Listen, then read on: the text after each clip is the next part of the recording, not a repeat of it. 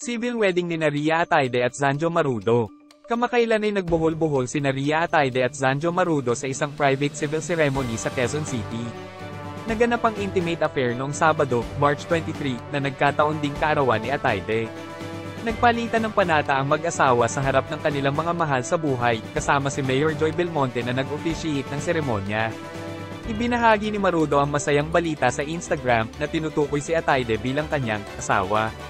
Nagmingming ang itsura ng aktres sa eleganteng off-shoulder gown na may bell sleeves, habang si Marudo naman ay mukhang dapper sa simpleng itim na tuxedo. Congratulations sa mga bagong kasal!